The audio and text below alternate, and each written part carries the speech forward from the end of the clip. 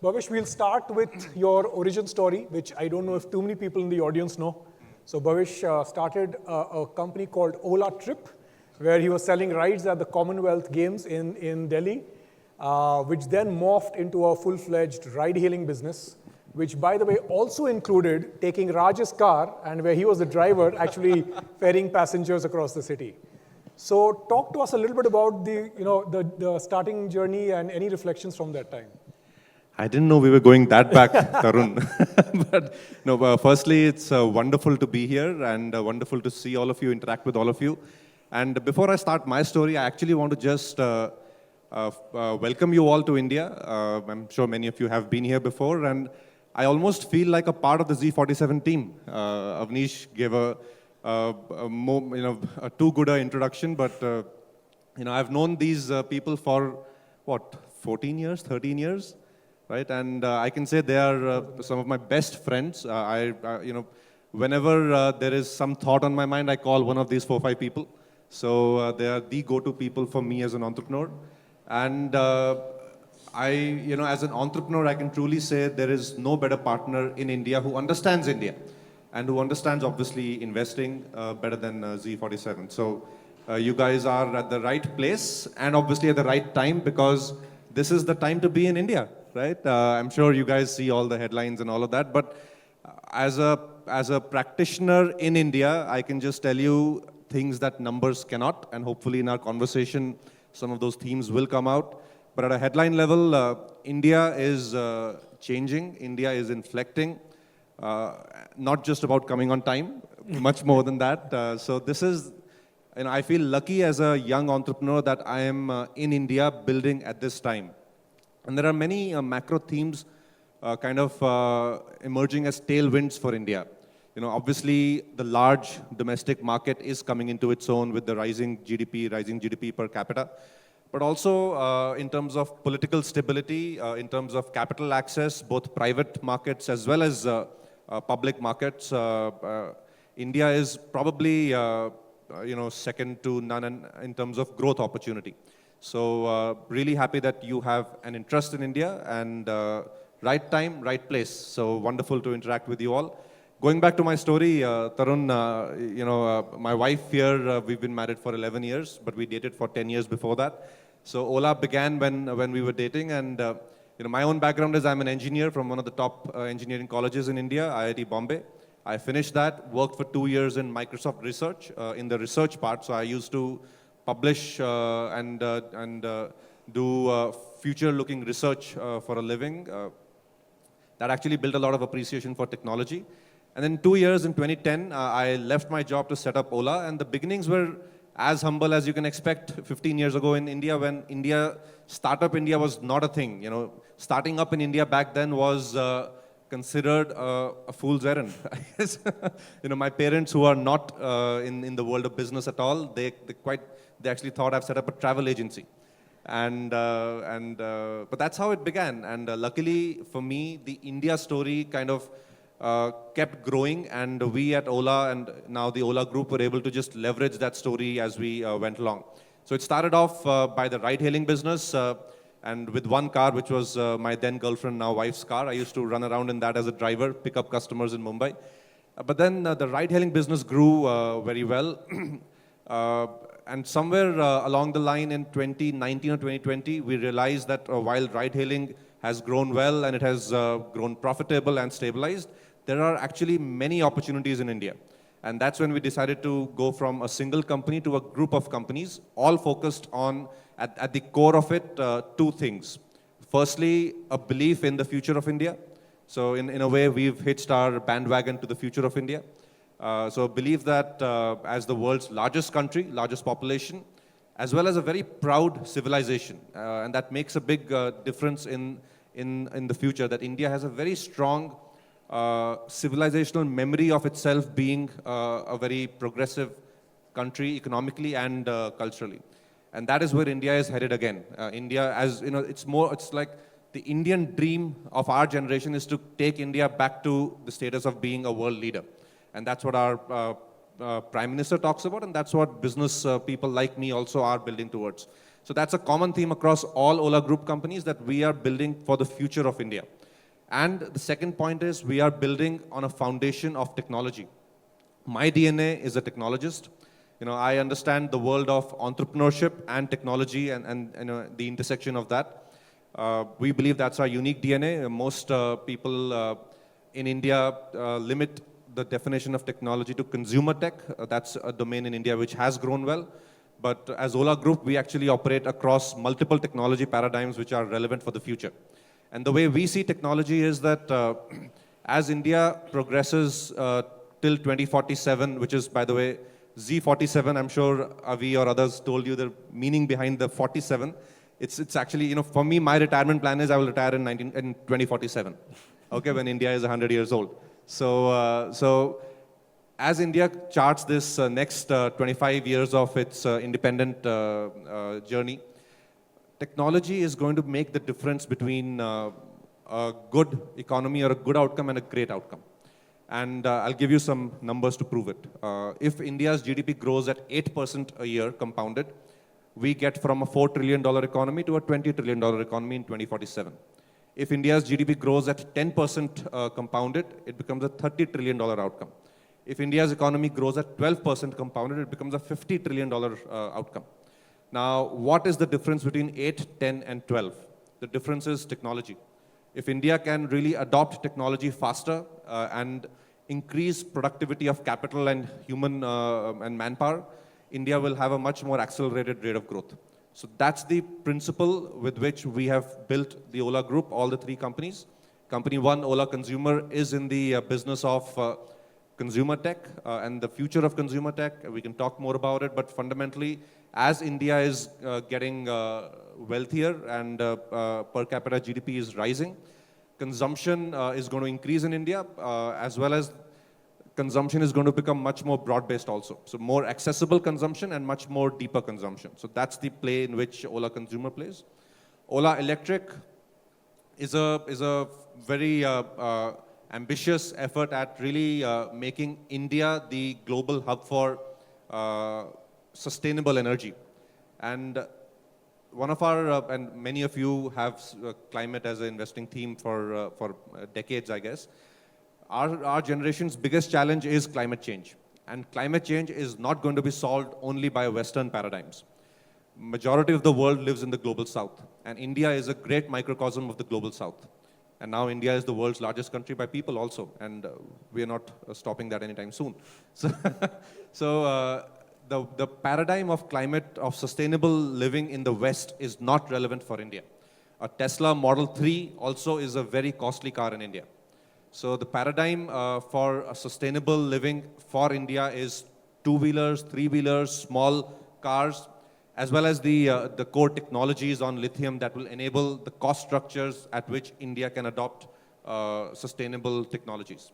That's what we are building with Ola Electric. And India, like I said, is a great microcosm for the global south. ASEAN countries, Africa, even parts of Europe, parts of Asia, parts of Latin America. And that's the opportunity for Ola Electric. And again, it's a multi-decade vision that we have. Thankfully, I'm still young. I have enough years to play out these ambitions. So that's Ola Electric for you. And the third company that we set up most recently is Kritrim. Again, I was talking to some of you outside. AI is obviously on everybody's mind. It's obviously clearly one of the most, not one of the most consequential technology for the future. It's going to have immense economic impact. And again, a country of significance like India, and a country and a civilization which has a very strong civilizational memory of its recent, not so past history of being a world leader, needs to build its own AI for economic progress, for cultural preservation and cultural extension and leadership. And the government understands this, the society understands this. As an entrepreneur, I'm focused on building this AI stack for India. And there's very unique opportunities when we think of building AI for India. And I'll give you a few. Sorry, I've gone into a very different direction from driving my wife's car. But yeah, so if you look at India, you might not be aware, generates the largest amount of digital data in the world. Largest amount of. And you'd imagine that we are 1.4 billion people, all on our mobile phones, thanks to Geo, and thanks to cheap data connection. So we generate the largest amount of digital data. But only less than 10% of that is stored in India. A vast majority is not stored in India, exported, quote unquote, exported to data centers across the world. And now in the world of AI, that data is being processed in global data centers and being brought back to India to sell to us as AI. And I'm being a little abstract to make the point. And this is exactly the opportunity for an Indian AI ecosystem. We have the digital data, and in the world of AI, data is more valuable than gold. Another data point, India has one of the world's largest and the fastest growing developer numbers. You go to GitHub, the largest number of developers in the world are now in India. And the IT services ecosystem, the consumer tech, all the startup movement in the last 2 decades has ensured that. Now, the largest developer ecosystem in the world doesn't have a hyperscaler development platform of its own. And it's quite an irony. So we, developers in India, develop on global hyperscaler platforms. Nothing wrong in that, but the cost structure doesn't work for India. And as a result, software penetration in India is abysmal. In the US, software is about 2% of GDP, about $500 billion. Software, including cloud computing, all of that stuff, about 2% of the US GDP. In India, it's only $20 billion, about 0.5% of India's GDP. And as India grows from a 4 trillion GDP to, let's say, 10 trillion in the next few years, software's contribution of GDP is going to increase significantly because software makes the economy more productive. And what were the barriers? The cost structure of software was the biggest barrier. You know, even my companies like Ola Electric and one of the, let's say the few larger companies in India, we can't afford to use Salesforce for the Indian cost structure. You know, that's the irony. But AI is going to reduce cost of software. AI is going to make software barriers to Indian users, Indian enterprise users go away because AI is going to make language personalized, context, and the user interfaces more personalized. So AI is that inflection point where software penetration in India will increase. And the developer community in India, which is the largest in the world, is going to develop on that. But they need a platform which is at the right cost structure with the right platform artifacts or features to develop on. So that's Kritrim. Another data point, India has, outside of the US, probably the largest semiconductor design talent in the world. All global chip companies have had their engineering offices in India for 20 years. Intel, Qualcomm, NVIDIA, by the way, even they've been here for 25 years. Broadcom, Google's TPU team, Apple's silicon team, everybody has an engineering center, a large engineering center in India. But the irony is there is no Indian chip, right? So India has a lot of the raw material in terms of talent, in terms of market scale, in terms of capital also. But there has been a lack of imagination from the entrepreneurs of India to really build India's own computing stack. And that's what Kritrim is looking to do. Again, it's going to be a long-term vision. It's not going to play out in one day, but we are committed to making that happen. So to summarize, that's what Ola Group is about. So you all have heard Bhavish is really fast. By the way, he went through my first 6 questions. Okay. I'm going to ask one question and then Rajinder, I'll hand it over to you. So Bhavish, one call you took very early is build a very full stack engineering stack for the EV business. Talk a little bit about the design choices. How do you think about the long-term competitive advantages? And what are the big challenges that are yet unsolved? That's a good question, Tarun. And if you think of EVs as just another change in the automotive industry, you will fail. And if you look at the history of the automotive industry or of the industry of, let's say, translating energy into motion, it began with the first industrial revolution with the coal steam engine. And that led to the invention of the locomotive and the steamship, and which led to colonization of the whole world. The second major change in the journey of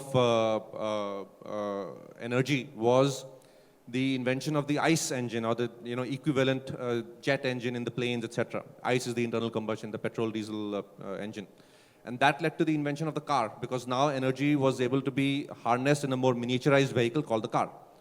EVs is the third such profound technological change in the world of motion.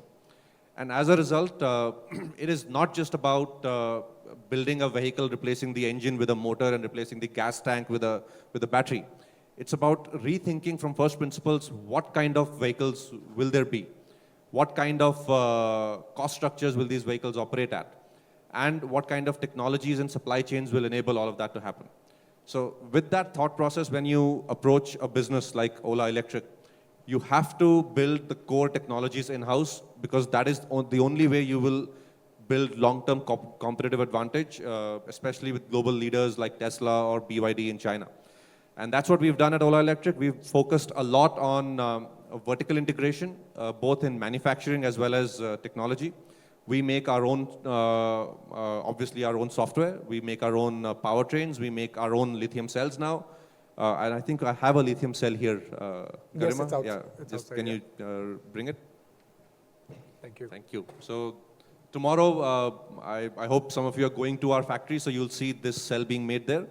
It is a format that Tesla popularized, the 4680, but all the IP has been built by us. This is our own unique process. It's all commercialized. Next quarter, we begin commercial production. And we'll actually be only the second or third company in the world to commercially produce 4680 cells. And there's a lot of technical complexity in making this, but the benefit is that if you're on the right side of technology, you actually can be more productive and bring your cost down faster. And all of you as technology investors understand that. So that's the principle why we build a lot of our technology in Ola Electric in-house. What's the regulatory landscape, and how do you think that has changed, or has it changed to enable a lot of this innovation?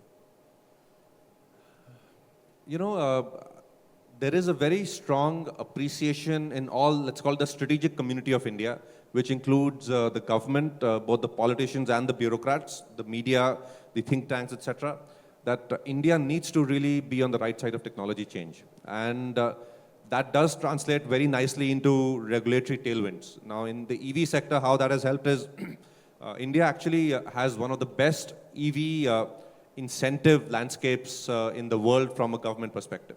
We have a consumer subsidy, we have a tax break, we have a production incentive similar to the IRA Act in the US.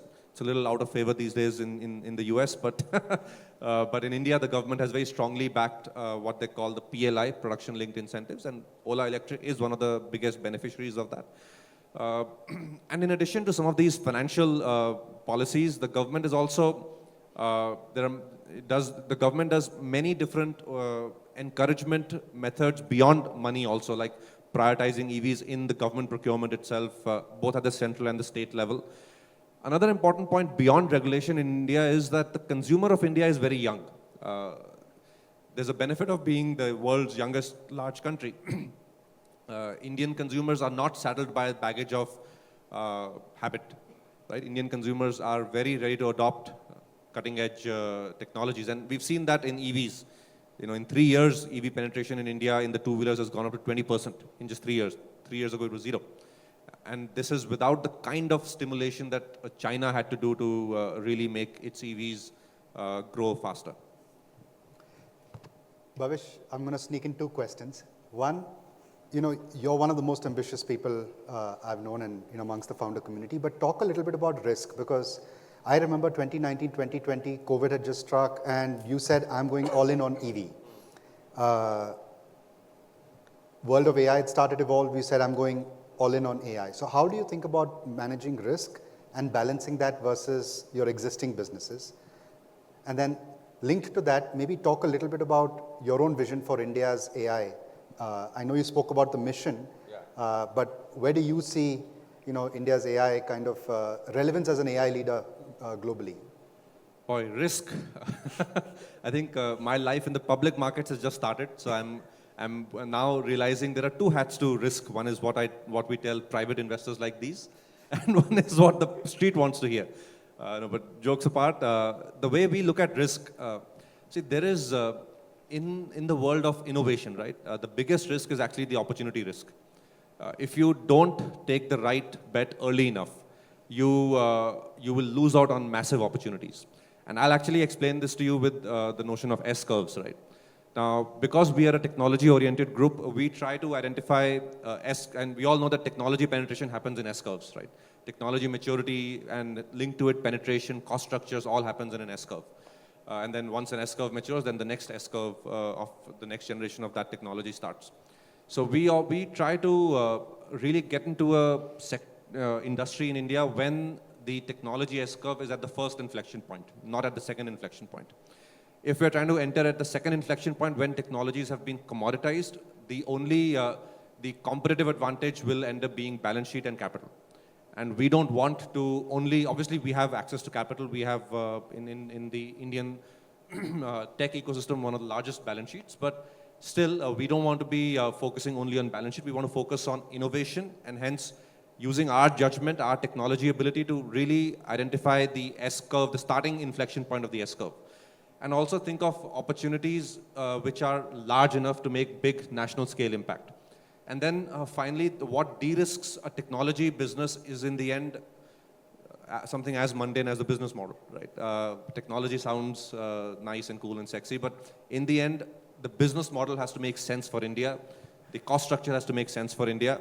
And in India, what that means is invariably you will have to do more vertical integration.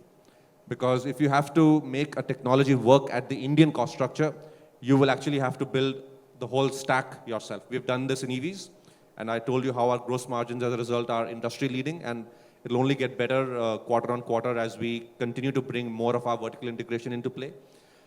We've seen this around the world, by the way. If you see BYD in EVs, or if you see cattle in cell, or if you see now what Huawei is doing in chips in China, these are all Chinese examples, or if you see what Tesla has done in the EV space in the US.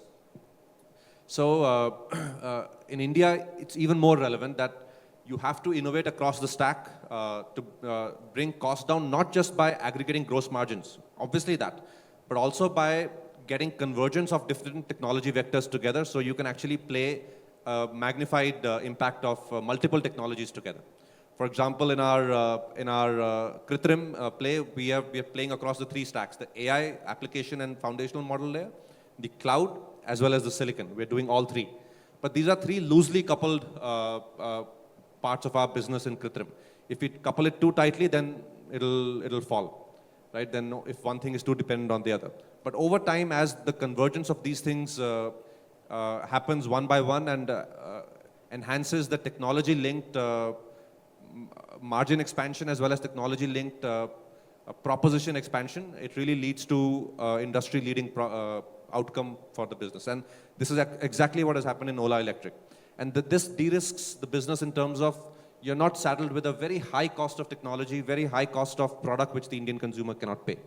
Finally, from technology risk to business model risk, finally it comes to capital allocation. And that's where, again, the capital allocation is the secret sauce, which I think every company has their own way of and their own internal method of doing. For us, we try and sequence out risk. We also decided to parallelize the investment into the cell. We also understand how different investments across sales versus capital formation happen. So as a group, we try and focus a lot more of our capital on creating assets which could be hard assets or even IP versus just discounting for the customer, which de-risks your capital allocation also significantly. Yeah, maybe I'll double click on this one. I remember Gen 1, Gen 2, Gen 3, and just the price point that you've been able to bring the product down to, it's amazing. Like I remember the August 15th launch, you said there was a product that was almost at $600 or somewhere in that zip code, which is completely transformational. Yeah.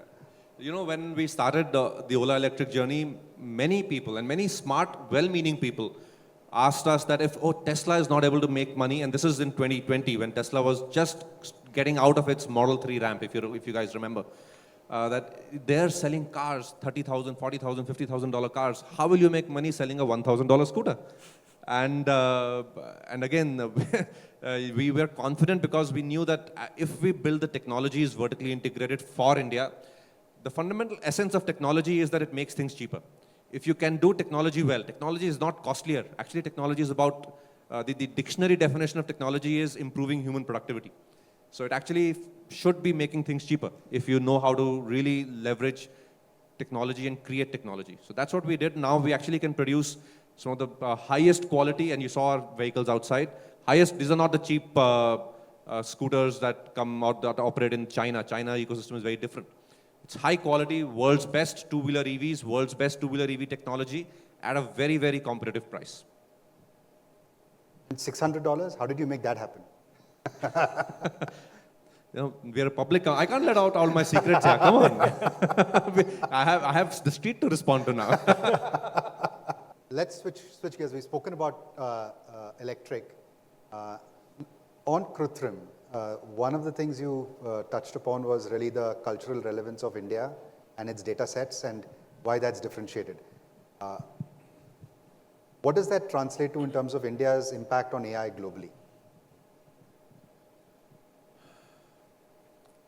So, let's think of the fundamental first principles of what AI is doing, right? And everybody has a thesis, but if I talk about it in a very simple way, capital is creating labor, right? We've all grown up with these economic paradigms that capital and labor are the two fundamental inputs into economic activity. But that is changing with AI. Capital is creating labor, both in terms of now all these AI assistant apps, which help you do a lot of the cognitive work, and as well as with robotics, it'll help you do a lot of the physical work. Now, that is obviously a risk for India because India is a labor excess country, capital short country. And the way India kind of outflanks this risk is by becoming one of the fastest adopters of AI.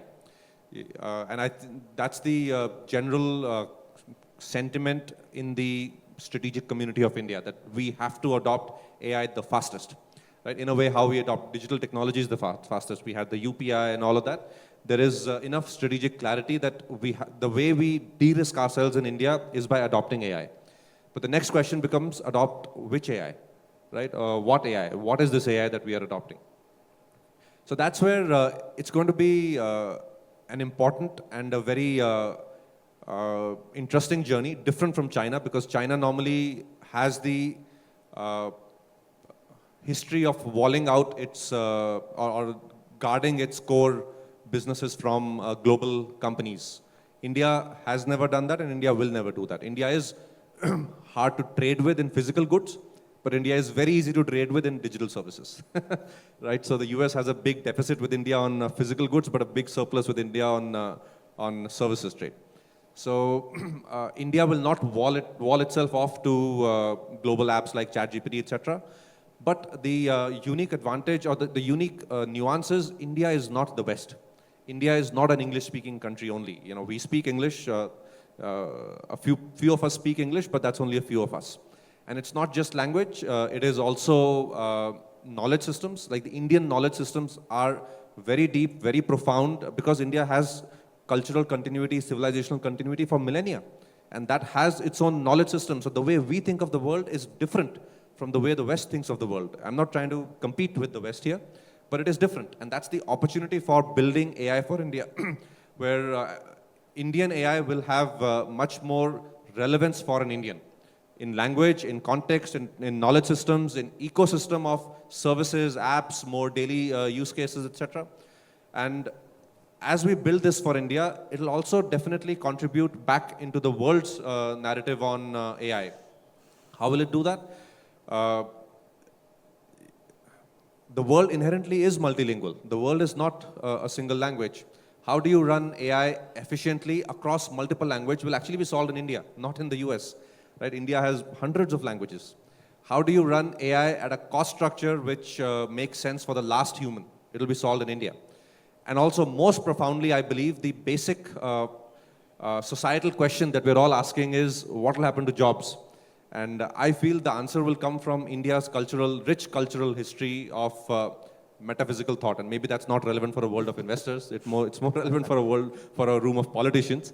But it's very, I say that only half in jest, because very soon, maybe in a decade or so, we will face the question of how is society organized? And the world we live in today is an outcome of the few industrial revolutions we've gone through.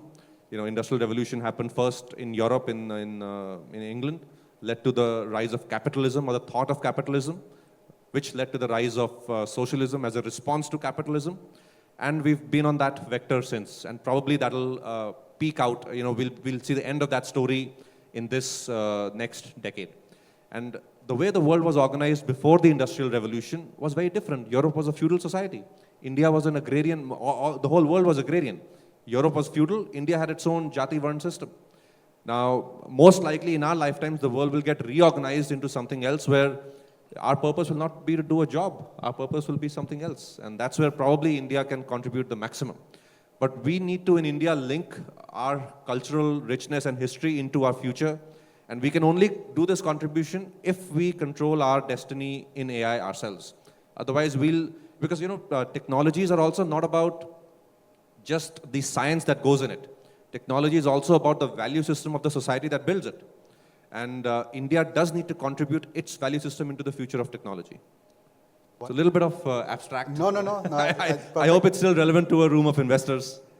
No, this is I know a lot excellent. of, sorry. I think Sunil from Adam Street had a question, so we'll just quickly pause, and maybe Lalit as well from Arctic, so we'll just go one after the other. Okay, no, thank you very much, Bhavish. To say that, what you have done and, your presence itself is impressive is an understatement. But my key question is, as you build these companies which are of massive scales today, and you are transitioning into a new ownership model or governance model of public companies, what are your thoughts, reflections, and views on the future?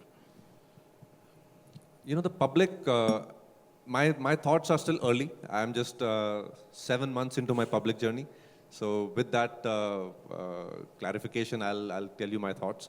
See, the Indian public markets are a unique opportunity for entrepreneurs because the Indian retail investor is investing big into the Indian story. And you see that, I'm sure you guys track the monthly SIP inflows, the monthly retail inflows, and even with the blips in the market in the last few months, that has generally continued well. And as India grows economically, it'll generally continue well. We still are severely underpenetrated in terms of participation in public markets, right? So there's a inherent confidence the Indian retail investor has on the India growth story. Now, it is incumbent upon entrepreneurs like me to convince them that the India growth story is a technological growth story. The Indian public markets in general have not properly understood technology business models because there have been very few. Right? India is in general in public markets largely BFSI, FMCG, some industrials, etc. That's that kind of story. Technology means IT services in the street. But that's one of our generation of entrepreneurs' biggest contributions will be to get the Indian retail investor to invest into India's technology story. And we see early signs of that. We see consumer tech starting to demonstrate that. We were the first EV company to go public. In fact, one of the first new age manufacturing companies to go public in India. We will obviously have to convince retail investors and the Indian public investors that technology creates long-term value. And once that conviction is built en masse in the Indian street, there is, just imagine the Indian public market AUM across retail, mutual funds, and even FIIs. That's a huge amount of risk capital waiting to be invested into the Indian technology growth story. Right? So that's how I see the opportunity there. Obviously, governance requirements are there, and I think governance is not a challenge. Governance is a must-do if you have to build a large company. Thank you. I think, Lalit, you had a question as well. Yes. Thanks, Bhavish. That was very, very, very interesting and very impressive. You have 3 big businesses. Maybe you can, actually I have 2 questions. The first question is maybe you can talk a little bit about Ola, which is your first business. There have been some challenges, at least that's what we read in the press, and the journey for that company to go public between now and then. That's one. Second question is, given that you have 3 big businesses, how do you compartmentalize your attention across these 3 fairly different businesses? How do you manage that? Not just your time, but your thought process and everything, because they're all different and they're all operating in different sort of almost realms. Yeah. Let me start with the second one, and I'll dovetail from that into the first one. I think every entrepreneur needs to know his or her purpose very well, right? And there's a term in Hindi for this, for those of you who understand Hindi, called Swadharma. कि अपना स्वधर्म क्या होता है वो इंसान को पता होना चाहिए. Everybody should know their purpose in life. And no two purposes are the same. I am very clear what my purpose is and what gives me fulfillment and what I am good at. And hopefully all these things are the same. Right? So my purpose is, like I said in the beginning in my opening remarks, that Ola exists to contribute to India's journey to a developed nation. And in that sense, that is the mission which drives me personally. That's the mission which drives all the people that work at Ola. And the mission is in sorts level abstract from each of the company's business models or strategies or missions individually, right? But so that thread really joins all of the people at Ola together, which makes actually very smart people come together to really build these companies. For example, across all our companies, we have very strong talent, especially on the technical side. World-class talent across many talent centers in the world. And we get so much, I personally get so much inbound from people of Indian origin living in the US, UK, even China saying, we heard what you're doing with the lithium gigafactory, we want to join you. We heard what you're doing with building India's first chip, we want to join you. And people genuinely want to, the best people in the world want to work for purpose, not only for money. Obviously, we pay best in class, but there is that extra layer of motivation that every person has at Ola, including me, of purpose. So once that is clear, that means I don't work 8 hours a day or 40, 50 hours a week. I work 24/7, right? So in that sense, I have enough hours to contribute to the 3 companies, and also I have enough great people to work with who make my life more productive and enjoyable. Sorry? 8 hours per company. Yeah, so then there's no room for the 4th one. Yeah. No, but we have very good teams who take it as their life's mission to participate in this, and that's the only way you can have, you can really do these kind of ambitions when you have great people around you. So that's pretty much the answer which helps me manage all of this. Going into Ola Consumer, Ola Consumer, we grew the ride-hailing journey. We dominated that sphere. We are today the largest ride-hailing company, very profitable in our ride-hailing business. I wanted to list that company in 2022, but the markets turned around that time, so we decided to delay it. We don't have any financial urgency to list. Company is doing well. The vision or the roadmap for that company is, like I said, to really continue to make consumption accessible and affordable to all Indians. The anchor of that business is the ride-hailing company, which brings us 100 million plus customers, a large high-frequency use case, and now we are expanding and fairly successfully across broader consumption domains, but playing a technology game while doing so. For example, we are the largest player on the ONDC platform in India. Now, maybe you guys might not be familiar with the ONDC platform, but think of it like decentralized digital commerce, which is what in the world of Bitcoins or crypto or some of these chains, what was happening, but it's not exactly that, but it's more like a centralized, decentralized format of digital commerce, centralized by the government, but decentralized in terms of open protocols. And we are the largest player on that platform. That platform itself is growing very quickly. We deliver, we allow our 100 million plus consumers to access all kinds of categories of consumption, food, groceries, etc. We don't operate the supply side. We don't operate any warehouses. We are a platform, and that's the beauty of that ONDC platform. So to summarize, very core anchor in ride-hailing, which is growing profitably, expanding margins.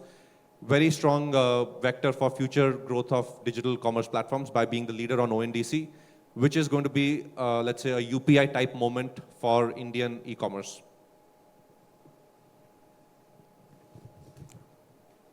Bhavish, thanks for that discussion.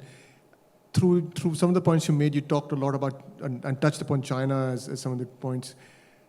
As some of us invest here across Asia, and China has been a key market here, from your lens and across your businesses, it'll be interesting to hear your thoughts on contrasting the India model versus the China model. What does China do really well? What does India need to catch up? What does India do much better? Because in some ways, the context of both India and China has been very similar, where they build for themselves, they build for the unique market. built for their language sort of skills as well. So can you just help us understand, how in your mind through your businesses you would contrast these models? See, there are two differences. There's a lot of similarities in India and China when you look at it from a surface level, right? Large countries, similar civilizational history. India and China were dominating the world till the European Renaissance. Very similar colonial recent history. Very similar, though phase shifted rise in the last few decades. China started rising maybe 2 decades before India. But there are two fundamental differences. And I actually believe in the end, these fundamental differences will actually enable India to emerge much stronger than China. Firstly, India is a very diverse country. China is a very homogeneous country. So India's diversity is actually fundamentally its strength in the sense that there is a market of free ideas in India. And we've seen this with the Western civilizational journey, that free ideas, a market of free ideas wins in the end. So India is actually going to become the world's largest market for free ideas. And by market, I don't mean literally a market. I mean, a melting pot of ideas. So India is a very chaotic country. Everybody has their opinion. Everybody has thoughts on everything. I think I'm the cricket captain. Somebody thinks he's the Ola CEO. But this is a good thing, right? This means we actually become better faster. Whereas in China, if it works well, it works well. If it stumbles badly. And we've seen that in the recent past, post-COVID. So in that sense, India's growth is going to be much more resilient because of its diversity and free ideas. So that's number one. And I'm talking thematically first, and I'll take it into the world of business also. The second is, India is not closed to the world fundamentally. Superficially, if you analyze, China will feel more open to the world because it trades more with the world. But that's not a cultural reality of China. That's just a business reality of China, which emerged in the last few decades of China's manufacturing strength. But fundamentally, India has much more trust with the world. India has much more relationships with the world, beyond just transactions with the world. And as India's economy grows, those fundamental strengths of India will translate into better economic outcomes for India. And in a way, actually, I feel the way India is navigating this tariff war in the world, it might end up being the country which has the best outcome. India is trying to do FTAs with the world finally, lowering its trade barriers. There's an FTA going on with EU, there's an FTA going on with UK, there's an FTA we did with Australia, there's an FTA in conversations with the US. So India will now increasingly open its trade barriers and engage with the world. And the fundamental trust that India has with the world as a country, as businesses, and as people-to-people connect will really amplify the India growth story. Now, the way a few areas where China has done really well beyond just manufacturing, and India has to get its act together, is, I would say, technology in a broad sense. China is leading the world of cutting-edge technologies far ahead of the Western world.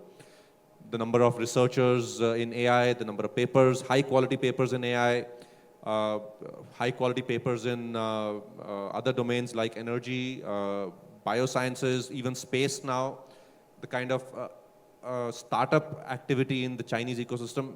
And you can see how when a large country becomes innovative, that's what China is for you.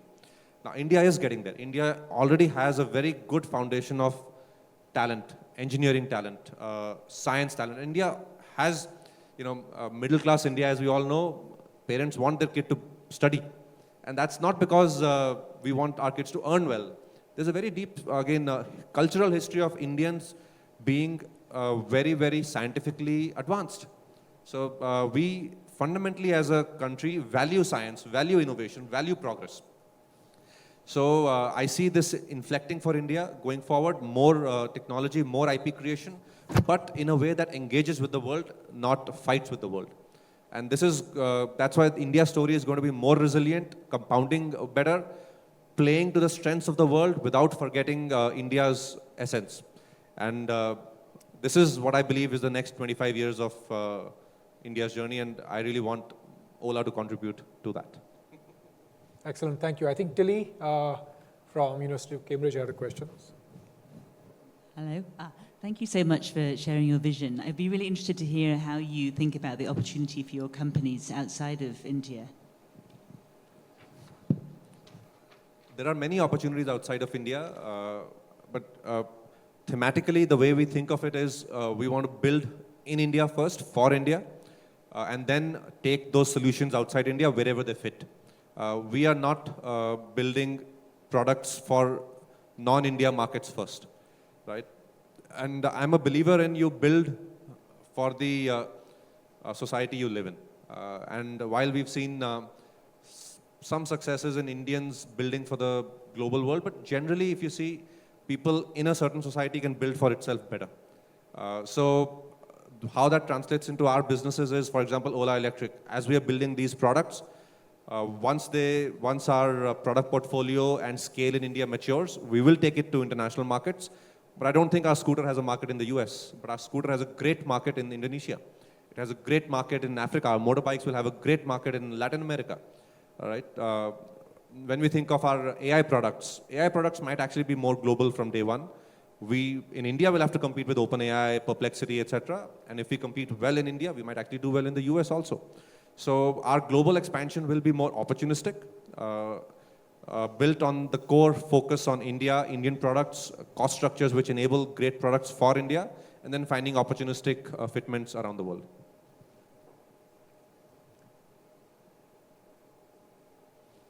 Okay, maybe I'll throw one final question and then we'll conclude if there's no other questions. So I know, Bhavish, you don't like this comparison, but oftentimes you are compared or referred to as the Elon Musk of India, both for disruptive thinking and ambition. But I want to zoom out without the negatives that come with it. Without all the, yeah. So the question I had is, when it comes to global battles, you've done it very successfully with Uber. You're competing now with the best in the world with EVs. You've now taken on third and probably the most ambitious battle with all the AI and semiconductor companies globally. Just tell me about what is Ola's own thinking on what is our right to win? I know you've covered this in different parts, but just as an entrepreneur, how do you think about these different journeys? How do you think about our competitiveness at the global scale? I'll answer in 2-3 bullet points, Tarun. Firstly, our right to win is India itself. We need to be the company enabling India to define these technology paradigms for itself. Right? And if this was a Singapore, we would have not had that right to win. So we are lucky to be Indians, where it is a very large market, a country of global significance. So our right to win is really India firstly, and really building for India the best that anybody else can.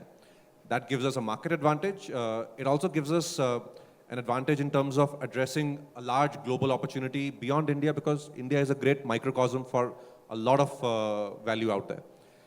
Second, I would say our competitive advantage will be our ability to continue to lead in the technology realms of our businesses.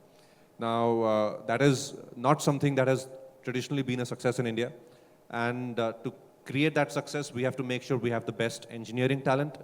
We generally make better judgments on technology than, let's say, we need to succeed 7 or 8 out of 10 times on technology bets. Nobody can succeed 10 out of 10. But majority, if we succeed, we will have a very good outcome. And the world of technology is moving fast. It's only going to accelerate. So how do we keep a very strong technology edge will define our competitive advantage. And that's where the world is a level playing field. Technology is the same for Tesla as it is for me. So, and that's why we have consistently pushed ourselves to do whatever is the next generation of technology. Let's say a 4680 cell. We started that journey pretty much when Tesla announced it. And so it was Tesla's vision that this is the right kind of cell to build. But the technology then eventually is all ours. We built our own, and you'll see it all tomorrow. Similarly, in silicon, in Kritrim, we have to lead in the realms of technology. Technology leadership is thankfully not only about spec comparison, something in, my 1 trillion parameter model is bigger than your 1 trillion parameter model. DeepSeek proved that. So technology has its own nuances, cost advantages, capital advantages. For example, India's R&D cost is 1:5 versus the West, maybe 1:3 versus China. That means R&D in India is equal quality to the West, but 1/5 the cost. And that's why everybody in the West opens their engineering offices in India. We need to leverage that better. So second part is technology leading to competitive advantage. And the final, I would say, is our competitive advantage is just a team which believes in our purpose. And in the end, that drives us to work that extra 1 hour every day, make sure we compound that 1 hour every day for a few decades. Or the extra 16 hours. Yeah. Okay, maybe it's a good time to pause. I know we're out of time. We can keep going endlessly with Bhavish. I think it's always enriching to listen to him. Were you saying something? Yeah, I just wanted to thank you, Bhavish.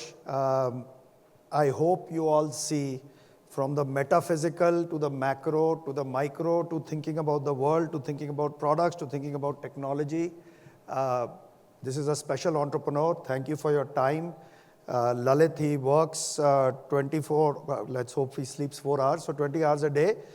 But a 15-minute conversation with Bhavish is a 2-hour conversation for me with others. So it's not just the hours, but the clock speed within the hours. So thank you for taking the time. Really privileged to be partners and very excited as Z47 also about the developed nation building that you are enabling. Thank you so much, Avi. Thank you so much for having me and wonderful interacting with you all. Thank you.